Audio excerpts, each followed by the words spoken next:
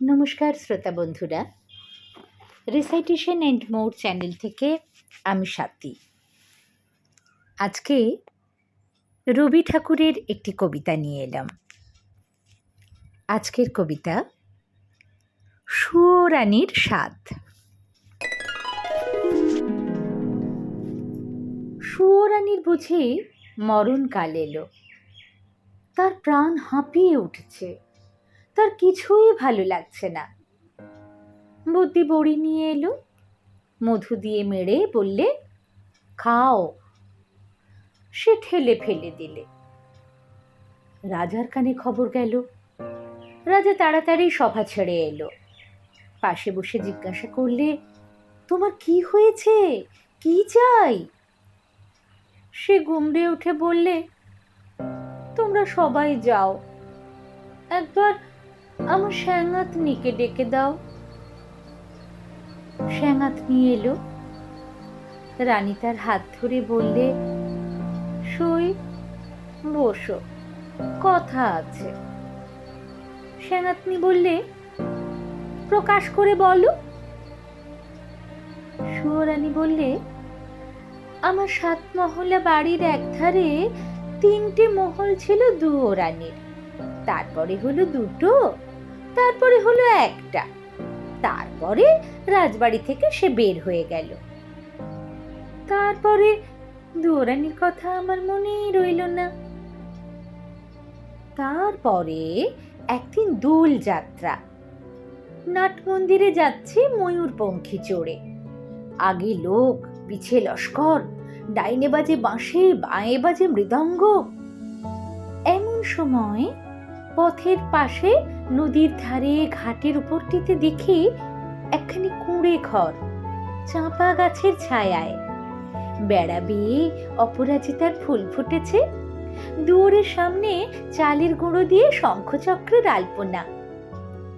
আমার ছত্রধারিণীকে শুধলেম, আহা, ঘরখানি কার? সে বললে, দুয়োরানীর। তারপর ঘরে ফিরে এসে সন্ধ্যের সময় বসে আছি। ঘরে প্রদীপ জ্বালিনি, মুখে কথা নেই। রাজা এসে বললে, তোমার কি হয়েছে, কি চাই? আমি বললাম, এ ঘরে আমি থাকবো না। রাজা বললে, আমি তোমার কোঠা বাড়ি বানিয়ে দেব গজদন্তের দেওয়াল দিয়ে। শঙ্খের গুঁড়োয় মেঝেটি হবে দুধের ফেনার মতো সাদা। মুক্তোর ঝিনুক দিয়ে তার কিনারে এঁকে দেব পদ্মের মালা। আমি বললাম, আমার বড় সাধ গিয়েছে, কুঁড়ে ঘর বানিয়ে থাকি তোমার বাহির বাগানের একটি ধারে। রাজা বললে, আচ্ছা বেশ, তার আর ভাবনা কি। কুঁড়ে ঘর বানিয়ে দিলে। সে ঘর যেন তুলে আনা বনফুল, যেমনি তৈরি হলো অমনি যেন মুষড়ে গেল। বাস করতে গেলেম, কেবল লজ্জা পেলেম। তারপরে একদিন স্নান যাত্রা, নদীতে নাইতে গেছি, সঙ্গে 107 জন সঙ্গিনী। জলের মধ্যে পালকি নামিয়ে দিলে, স্নান হলো। পথে ফিরে আসছি, পালকির দরজা একটু ফাঁক করে দেখি, ও কোন ঘরের বউ গা, যেন নির্মাল্যের ফুল, হাতে সাদা শাঁখা, পরনে লাল পেড়ে শাড়ি। স্নানের পর ঘড়ায় করে জল তুলে আনছে। সকালের আলো তার ভিজে চুলে আর ভিজে ঘড়ার উপরে ঝিকিয়ে উঠছে। ছত্রধারিণীকে শুধলেম, মেয়েটিকে কোন দেব মন্দিরে তপস্যা করে? ছত্রধারিণী হেসে বললে, চিনতে পারলে না? ওই তো দুয়োরানী। তারপরে ঘরে ফিরে একলা বসে আছি, মুখে কথা নেই। রাজা এসে বললে, তোমার কি হয়েছে, কি চাই? আমি বললাম, আমার বড় সাধ, রোজ সকালে নদীতে নিয়ে মাটির ঘড়ায় জল তুলে আনবো বকুলতলার রাস্তা দিয়ে। রাজা বললে, আচ্ছা বেশ, তার আর ভাব নাকি। রাস্তায় রাস্তায় পাহারা বসলো, লোকজন গেল সরে। সাদা শাঁখা পরলেন আর লাল পেড়ে শাড়ি। নদীতে স্নান সেরে ঘড়ায় করে জল তুলে আনলেম। দুয়ারের কাছে এসে মনের দুঃখে ঘড়া আছড়ে ভাঙলেম। যা ভেবেছিলাম তা হলো না, শুধু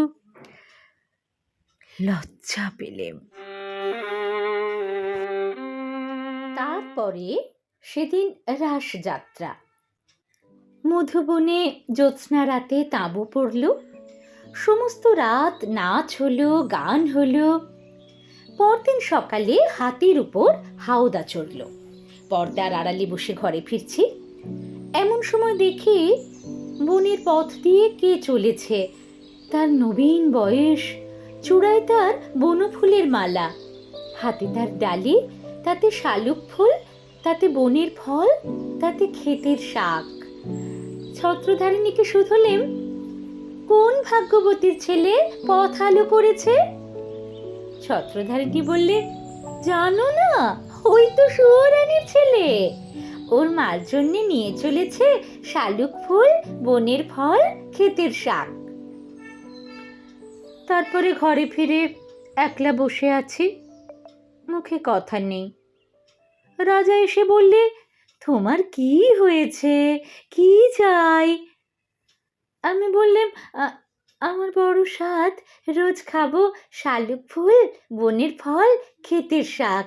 আমার ছেলে নিজের হাতে তুলে আনবে। রাজা বললে, আচ্ছা বেশ, তার আর ভাব নাকি। সোনার পালঙ্কে বসে আছি, ছেলে ডালি নিয়ে এলো।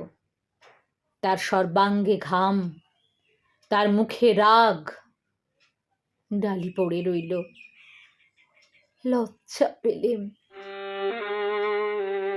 তারপরে আমার কি হলো জানি, একলা বসে থাকি, মুখে কথা নেই।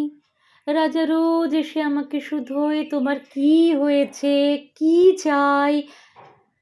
সুরানী হয়েও কি চাই সে কথা লজ্জায় কাউকে বলতে পারিনি। তাই তোমাকে ডেকেছি সেনাতনি, আমার শেষ কথাটি বলি তোমার কানে। ওই দুয়োরানীর দুঃখ আমি চাই। সেনাতনি গালে হাত দিয়ে বললে, কেন বলো তো? সুয়োরানী বললে, ওর ওই পাশের বাঁশিতে সুর বাজলো, কিন্তু আমার সোনার বাঁশি কেবল বয়েই বেড়ালেম, আগলে বেড়ালেম, বাজাতে পারলেম না।